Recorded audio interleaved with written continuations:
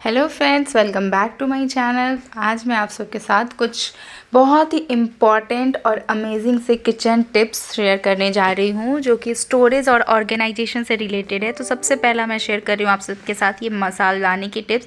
इस मसालदानी से रिलेटेड मैं आप सबको 3 टिप्स बताऊँगी। पहला टिप ये है कि जब भी आप ये मसालदानी में अपने मसाले रखें ना, तो उसमें इस तरीके से एक स्टिकर्स ज़रूर डाल दें। वो आप खुद से लिख कर डाल सकते हो या फिर जो आप मसाले की डब्बी खरीदते हो उस पर लिखा होता है वो आप निकाल के डाल सकते हो, क्योंकि लगभग ना सारे मसाले एकदम सेम टू सेम लगते हैं। थोड़ा सा डार्क या लाइट कलर ऐसा होता है तो हम तो पहचान जाते हैं क्योंकि हमने रखा हुआ होता है या फिर हम लोग रोज़ बनाते हैं। बट जो फर्स्ट टाइम बनाने आएंगे, हस्बैंड लोग कभी बनाने आते हैं, तो उन लोगों को दिक्कत हो जाती है। वो 10 बार आपसे पूछने आएंगे कौन से मसाले किधर रखे हैं। तो इसलिए अगर आप इस तरीके से बस लगा के और साइड में ऐसे अटका दोगे ना, तो ये ईजी रहेगा, कोई भी आपके घर में खाना बना सकता है।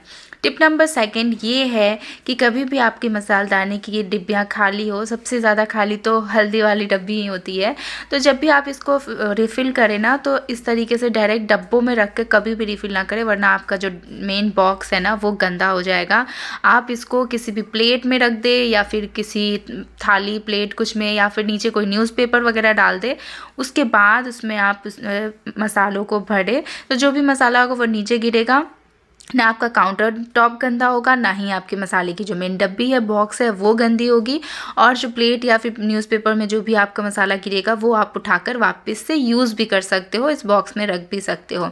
तो टिप नंबर 2 ये था। इस तरीके से मैंने भी इस डब्बे को भर लिया है। तो अब हमारा टिप नंबर 3 ये है कि मसालदानी में मसाले के डब्बों को सारे फिल करने के बाद कभी भी डायरेक्टली आप ये जो छोटे छोटे बॉक्सेस हैं या फिर आप जो भी इसको बोल लो बाउल्स हैं, वो डायरेक्ट आप इसमें मत डालो। कभी भी इसमें कोई न्यूज़पेपर कट करके आप डाल दो या फिर कोई वाइट शीट हो। वाइट चीज़ें ज़्यादा अच्छी लगती है, न्यूज़पेपर में तो वो लिखे हुए होते तो उतने अच्छे नहीं लगते हैं। बट कोई नहीं, आपके पास जो चीज़ भी अवेलेबल हो ना, आप उसको ही यूज़ करने का ट्राई करो। हर चीज़ हमें ख़रीदनी नहीं पड़ती है। मेरे पास ये प्लेट्स पड़े थे, कुछ होते हैं ना नाश्ते वाले, जो कि कुछ फंक्शन वगैरह करो तो आप नाश्ता देते हो समोसे मिठाई रख के, तो मैंने वो डाल दिया है। उसके बाद ऊपर से मैं इन सारे छोटे छोटे बाउल्स जो हैं उनको रखूँगी। इससे क्या होता है ना कि हमारे मसाले जो गिरते हैं ना, तो वो डायरेक्ट बहुत ज़्यादा स्पिल आउट नहीं लगते। और 1-2 बार हम इनको बस इसका ये पेपर निकाल के उसको क्लीन कर देते हैं और डब्बे से जो मसाले होते हैं उनको फेंक देते हैं, और ऐसे ही हमारा बिना धुले काम चल जाता है। बट अगर आप इसके बिना रखोगे ना, तो आपको बार बार डब्बे धुलने पड़ेंगे और वो बहुत ही गंदे से लगते हैं, और ऐसे ये बहुत सुंदर और बहुत ही अट्रैक्टिव लगते हैं ये, और इन्हांस हो जाती है इनकी खूबसूरती भी, और गंदे भी ज़्यादा नहीं होते हैं। तो टिप नंबर 3 हमारा ये था। तो टिप नंबर 4 ये है कि कभी भी हमारे घर में राशन आता है ना, तो वो पैकेट्स में होते हैं चीज़ें। हम जो कुछ भी खरीदते हैं, चाहे वो दाल हो, चने हो, मूंग हो, नमक हो, चीनी हो, हर चीज़ पैकेट्स में आते हैं या फिर थैलियों में आती है। तो उन सारे पैकेट्स को हमें खाली करके डब्बे में रख देना चाहिए, क्योंकि पैकेट से रोज़ रोज़ पैकेट खोलना, आप उसमें रबर बैंड लगाओगे या फिर कुछ भी लगाओगे, उसको मोड़ कर फोल्ड करके रखोगे, तो वो रोज़ खोलना, रोज़ उसको बंद करना और रखना बहुत ही ज़्यादा लेंदी प्रोसेस हो जाता है। इतना टाइम हमारे पास नहीं होता है अपनी ज़िंदगी की भागम भाग ज़िंदगी में कि हम उसको खोलें, रोज़ यूज़ करें। सेकंड चीज़ ये होती है ना कि उसमें सीलन आ जाती है या फिर वो वाइट वाइट से होते हैं ना, वो लग जाते हैं। तो इन सब से बचने के लिए आपका राशन आए तो आप सबसे पहला काम यही करो, अच्छे से टाइम लेके। ज़रूरी नहीं है जिस दिन आए उस दिन ही, आप 1-2 दिन बाद भी कर सकते हो, बट ये करने के बाद ही आप सामान का यूज़ करना स्टार्ट करो। स्टोरेज बहुत अच्छे से होना चाहिए, तभी हमारी चीज़ें जो हैं वो हम अच्छे तरीके से यूज़ भी कर पाएंगे और वेस्टेज भी कम होगा हमारा। तो 4th टिप हमारा ये था। चलते हैं नेक्स्ट टिप की तरफ। तो टिप नंबर 5 हमारा ये है कि कभी भी राशन आने के बाद हमें जिन चीज़ों को जिन तरीके से यूज़ करना है उस तरीके से ही स्टोर करना चाहिए।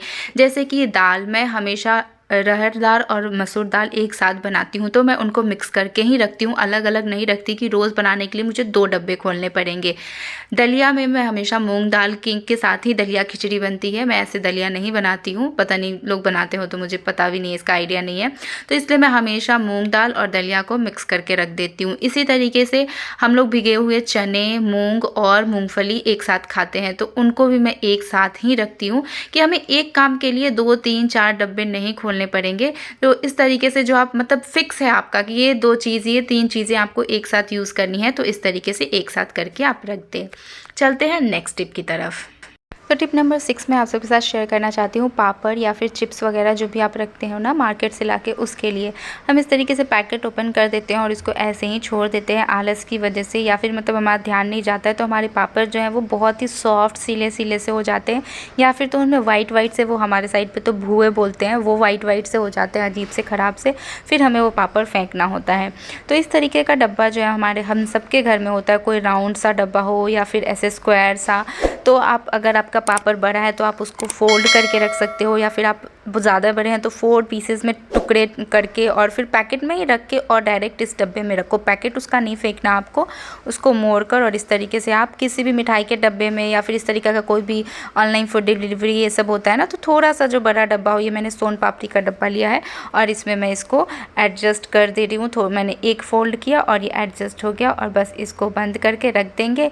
अगर आप कहीं ऊपर रख रहे हो तो इस पर अगर लेबलिंग भी आपको करना है तो आप लेबल कर दो कि हाँ इसमें पापड़ है या फिर चिप्स है, तो इस तरीके से आपके पापड़ कभी ख़राब नहीं होंगे। तो टिप नंबर 7 मैं आप सबके साथ ये शेयर करना चाहती हूँ कि हम जो भी मार्केट से प्रोडक्ट लेकर आते हैं, जैसे कि हाजमोला है, ये कॉफ़ी या फिर कोई भी केचप वगैरह, ग्रीन चिली सॉस, विनेगर, ये सारी चीज़ें वो सब ना हमें बॉटल्स में मिलती हैं। तो क्योंकि आप सबको भी पता होगा कि इन्वायरमेंट में हमारे प्लास्टिक से बहुत ज़्यादा नुकसान होता है, बट स्टिल अभी तक लोग प्लास्टिक ही यूज़ कर रहे हैं। क्योंकि मैं भी यूज़ करती हूँ, क्योंकि हर कोई अफोर्ड नहीं कर सकता स्टील के कंटेनर्स या फिर ग्लास जार्स जो हैं वो ईज़ी टू हैंडल नहीं होते, उनको बहुत ही सेफली हैंडल करना होता है। इस वजह से और भी बहुत सारे रीज़न से लोग अपने अपने रीज़न से नहीं यूज़ कर पाते हैं। तो इसलिए, लेकिन जब आपको, अगर आप मार्केट से कुछ ख़रीद कर ला रहे हो और आपको ऑप्शन मिल रहा है कि आप ग्लास जार्स को यूज़ कर सको, तो आप जितना भी छोटा जार क्यों ना हो, आप उनको बिल्कुल भी मत फेंको। आप उनको वॉश करके, वो ईज़िली वॉश भी हो जाते हैं, गर्म पानी से आप उनको वॉश करोगे तो उनके स्टिकर्स भी हट जाते हैं, कोई भी स्टिकीनेस नहीं रहता है। अगर आप सबको चाहिए तो मुझे कमेंट करना, मैं नेक्स्ट आप सबको कभी वीडियो शेयर कर दूँगी कि ग्लास जार्स को क्लीन कैसे करते हैं। तो उसको क्लीन करके उसको यूज़ करो। मैंने अपने किचन में बहुत सारे ऐसे छोटे से लेके बड़े तक जार्स यूज़ किए, आप सब देख सकते हो। मैंने इसमें पीडियाश्योर रखा है, मैं कहीं भी ट्रैवल करती हूँ तो अंश के लिए इसमें पीडियाश्योर लेकर चलती हूँ। एक में आपने देखा मैंने काजू रखा हुआ है, अचार की बॉटल थी वो, उसमें मैंने काजू रखा हुआ था। तो इस तरीके से आप भी रीयूज़ कर सकते हो। ये सारी बॉटल्स बहुत अच्छी होती हैं, एयर टाइट होती हैं और इनसे चीज़ें गिरती भी नहीं और काफ़ी टाइम तक चलती हैं। बिल्कुल भी उसमें कीड़े या फिर भूए जो होते हैं वाइट वाइट से, वो सारी चीज़ें नहीं लगती हैं। तो ये टिप आप सबको कैसी लगी ज़रूर बताइएगा, और अगर आप सब ऐसा नहीं करते हो, यूज़ नहीं करते हो बॉटल्स को, तो आज से ही यूज़ करना स्टार्ट कर दो। तो फ्रेंड्स, ये था मेरा आज का वीडियो। आई होप आप सबको अच्छा लगा हो और सारे टिप्स आप सबको अच्छे लगे हो। वैसे तो मेरे पास बहुत सारे टिप्स थे जो कि सारे रिकॉर्डेड हैं, बट जब मैं एडिटिंग करने चली तो वीडियो काफ़ी लंबा हो गया था, इसलिए मैंने बस 7 टिप्स ही रहने दिया है। आगे इसके बहुत सारे पार्ट्स आने वाले हैं, वो मुझे भी नहीं पता कि 2, 3, 4 कितने पार्ट्स आएंगे, क्योंकि मैंने अभी पूरा वीडियो एडिट नहीं की है। तो आई होप आप सबको ये 7 टिप्स अच्छे लगे हो, और भी इससे भी ज़्यादा अच्छे अच्छे टिप्स आएंगे, क्योंकि ये तो मैंने बेसिक से स्टार्ट किया है। इससे भी अच्छे अच्छे टिप्स मैं आप सबके साथ शेयर करूंगी पार्ट 2, 3, 4 में। तो अगर ये वीडियो अच्छा लगा हो तो एक लाइक ज़रूर करें और कमेंट करके मुझे बताएं कि सबसे अच्छी टिप कौन सी लगी आप सबको। और अगर चैनल पर न्यू है तो सब्सक्राइब कर दें। मिलते हैं नेक्स्ट वीडियो में, तब तक के लिए bye bye, take care, thank you for watching, stay connected.